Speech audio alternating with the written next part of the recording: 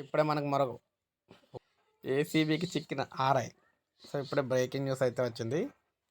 నల్గొండ జిల్లా కొండమల్లేపల్లి మండలం కేంద్రంలోని తహసీల్దార్ కార్యాలయంలో రెవెన్యూ ఇన్స్పెక్టర్గా పనిచేస్తున్న పల్లా శ్రీనివాసరెడ్డిని ఏసీబీ అధికారులు 30,000 లంచం తీసుకుంటుండగా రెడ్ హ్యాండెడ్గా పట్టుకున్నారు.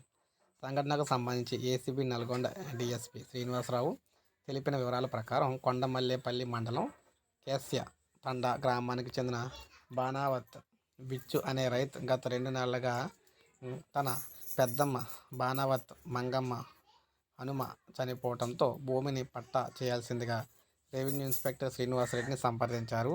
దీంతో శ్రీనివాసరెడ్డి 30,000 రూపాయల లంచం డిమాండ్ చేశారని తెలిపారు.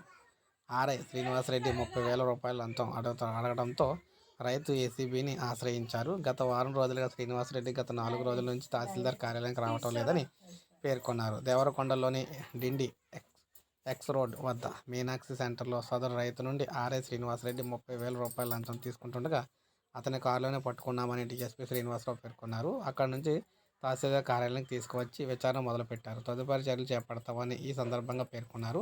ప్రభుత్వ అధికారులు ఎవరైనా లంచం అడిగితే మమ్మల్ని సంప్రదించాలని, ఖచ్చితంగా చర్యలు తీసుకుంటామని చేపడతామని పేర్కొన్నారన్నమాట. నెంబర్లు కూడా ఇవ్వడం అయితే జరిగింది. ఇక్కడ మీరు 3 మొబైల్ నెంబర్లు అయితే ఇవ్వడం జరిగింది. సో ఈ విధంగా చూసుకున్నట్లయితే మొత్తం మీద ఉద్యోగి బయలుపోవడం అయితే జరిగిందనమాట. లైక్ చేయండి, సబ్స్క్రైబ్ చేసుకోకపోతే మన ఛానల్ సబ్స్క్రైబ్ చేసుకుని ఫాలో